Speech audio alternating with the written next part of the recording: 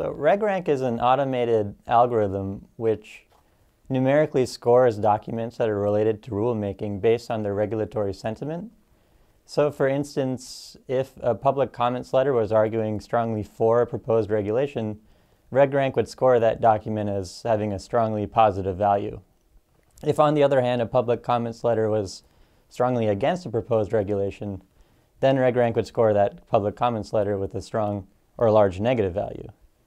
Underlying RegRank are machine learning tools that search for clusters of keywords that characterize the set of documents. And then to measure whether these keywords are positive or negative, we use publicly available dictionaries that label each word according to their tone. And then in a final step, the RegRank algorithm keeps track of how often these positive and negative keywords occur to form the final regulatory sentiment score. Yeah, well, the idea behind the project is really to try and democratize the rulemaking process. So for anyone who has tried to read federal regulation, these documents can be really lengthy, like hundreds of pages long and filled with a lot of legal and technical terminology.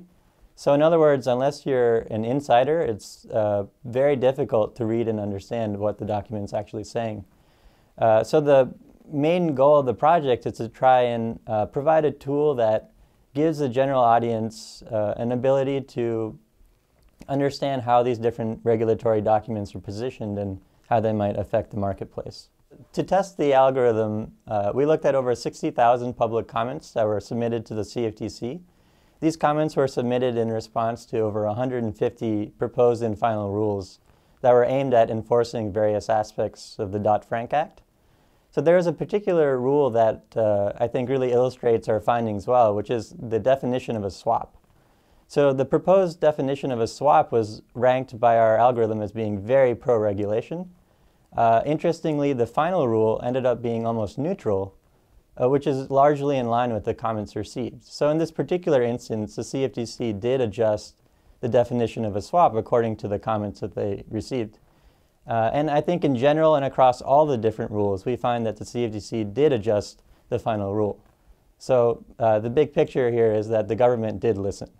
Yeah, I think the RegRank algorithm could be useful for regulators, such as the CFTC or the SEC, both of whom are facing regulatory or legal challenges on the grounds that they did not properly incorporate public feedback, as is required by law. This would allow one empirical way to measure how much of that they did. The tool could also be useful for the financial industry and just the general public to understand the sometimes complex regulatory process of creating rules. And at the end of the day, for all these different parties that are involved, it's a way to keep the government accountable to the public.